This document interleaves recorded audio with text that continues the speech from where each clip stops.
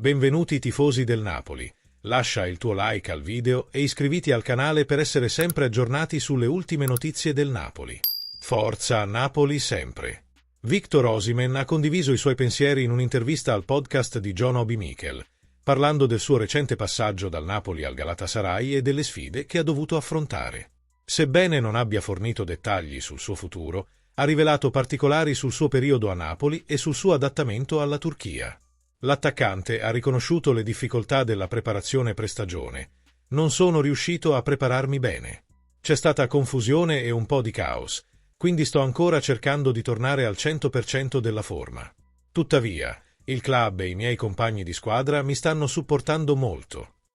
Osimhen ha elogiato i tifosi del Galatasaray, sottolineando il calore con cui lo hanno accolto. Dopo aver visto il loro affetto, ho capito che dovevo adattarmi in fretta. Qui mi sento a casa.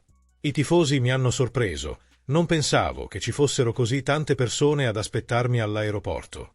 Non sapevo che i tifosi stessero seguendo il mio volo. La scena all'aeroporto è stata incredibile, quasi da film.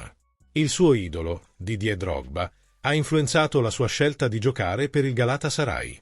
Ho sempre seguito le sue partite. C'era anche Dries Mertens, e Drogba è sempre stato uno dei miei modelli di riferimento. Osimhen è stato paragonato a Diego Maradona per il suo impatto al Napoli, ma ha sottolineato: non c'è modo di superare Maradona. Spalletti ha avuto un ruolo chiave nella vittoria dello scudetto. Infine, ha parlato del passaggio di Kvaratskhelia al PSG. Sapevo che sarebbe stato un grande passo per lui. Era solo questione di tempo. L'obiettivo è ormai chiaro: vincere il titolo con il Galatasaray. Sarebbe un risultato storico per me e la mia famiglia, e non vedo l'ora di affrontare il resto della stagione. Qual è la tua opinione, tifoso del Napoli? Sei d'accordo con lui? O no? Voglio sapere la tua opinione qui nei commenti. Lascia il tuo mi piace al video e iscriviti al canale. Forza Napoli sempre!